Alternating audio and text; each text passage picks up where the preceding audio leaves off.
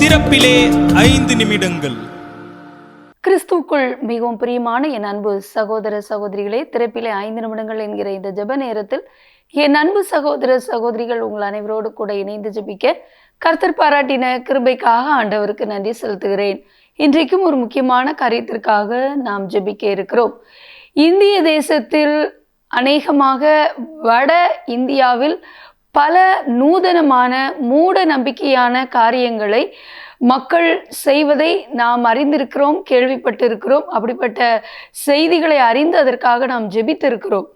ஆனால் தற்போது பிரேசில் நாட்டில் உள்ள அமேசான் காடுகளில் உள்ள அங்குள்ள பழங்குடியின மக்களுடைய சிறு குழந்தைகள், அவர்கள் ஆண் குழந்தைகளாக இருந்தால் தாங்கள் ஆண் என்பதை நிரூபிப்பதற்காக ஒரு மிகப்பெரிய கொடூரமான சோதனையினூடாக அவர்கள் நடத்தப்படுவதாக செய்தி குறிப்பிலே கூறப்பட்டிருந்தது.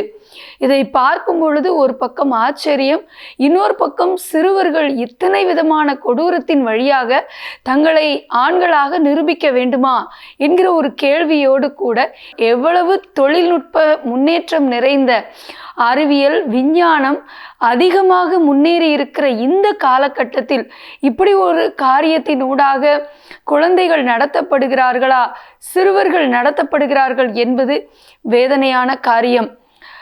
அமேசான் காடுகளில், பிரேசில் நாட்டில் உள்ள அமேசான் காடுகளில் உள்ள சிறுவர்களை இப்படிப்பட்ட ஒரு அக்கினி பரீட்சை மூலமாக அவர்கள் ஆண்கள் என்று நிரூபிப்பதற்காக நடத்தப்படுகிறார்கள்.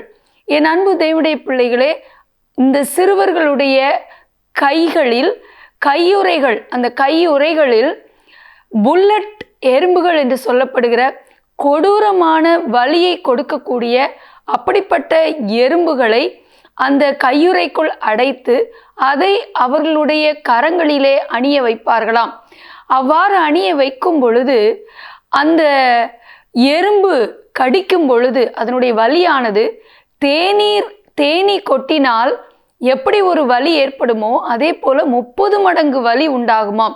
அது மட்டுமல்ல, அந்த வலியோடு கூட 10 நிமிடம் அவர்கள் எந்த ஒரு தங்களுடைய வலியையும் காட்டிக்கொள்ளாமல் அமைதியாக அதை தாங்கி கொண்டு நிற்க வேண்டுமாம். அப்படி நிற்கும் பொழுதுதான் அவர்கள் திறமையானவர்கள் அல்லது அவர்கள் பலம் மிக்கவர்கள் ஆண்கள் என்று நிரூபிக்கப்பட்டு ஏற்றுக்கொள்ளப்படுவார்களாம். எவ்வளவு ஒரு மூடத்தனமான காரியம், ஆபத்து நிறைந்த காரியம், ஒரு வேதனைக்குரிய காரியம். என் அன்பு தேவனுடைய பிள்ளைகளே, அப்படி அவர்கள் வலியை தாங்கி கொண்டு நின்றால் கூட அந்த வலியினாலே கைகள் செயலிழந்து பல நாட்கள் நடுக்கத்தோடு அந்த குழந்தைகள் காணப்படுவார்களாம்.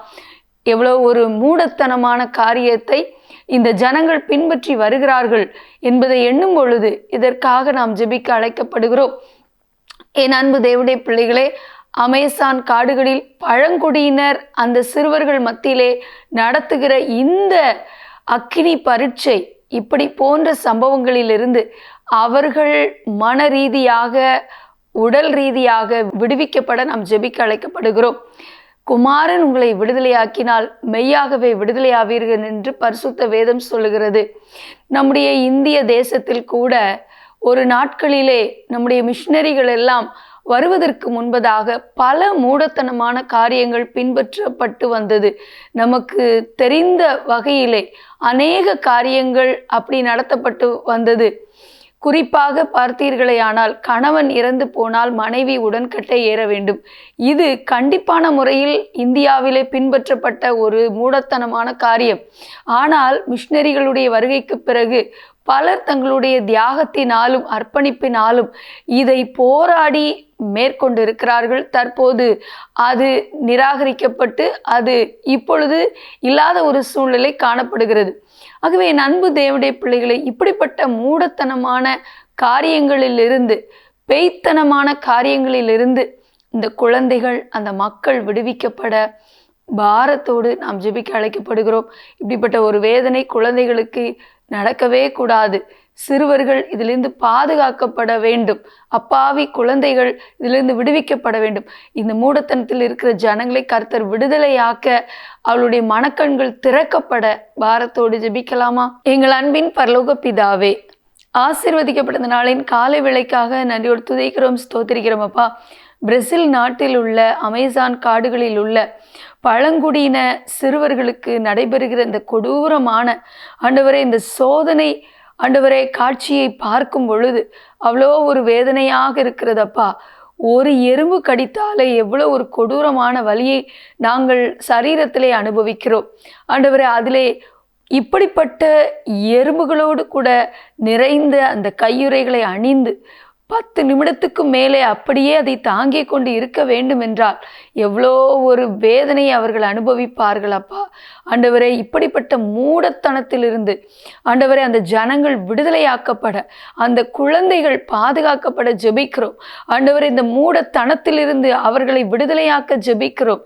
நசரேயனாகிய இயேசுவின் நாமத்தினாலே இந்த பொல்லாத மூடத்தனத்திற்கு அந்த ஜனங்களை கட்டி வைத்திருக்கிற இந்த மூடத்தனத்தின் ஆவிகளில் இருந்து நசரேயனாகிய இயேசுவின் நாமத்தில் அவர்கள் விடுவிக்கப்பட ஜெபிக்கிறேன் ஆண்டவரே. தகப்பனே, நன்றியோடு துதிக்கிறோம், ஸ்தோத்திரிக்கிறோம் ஆண்டவரே. குமாரன் உங்களை விடுதலையாக்கினார், மெய்யாகவே விடுதலையாக சொன்ன வார்த்தையின்படி நீர் இவர்களுக்காக சிலுவையில் இரத்தம் சிந்தினீர். இவர்களை நினைத்தருளி இவர்களை விடுவிக்க ஜெபிக்கிறோம். இந்த பழங்குடியின மக்கள் மத்தியிலே ஆண்டவரே மெய் தெய்வமாகிய உம்மை காணக்கூடிய ஆண்டவருடைய மனக்கண்கள் திறக்கப்பட நீங்க கிருபை தர நாங்கள் ஜெபிக்கிறோம் அப்பா.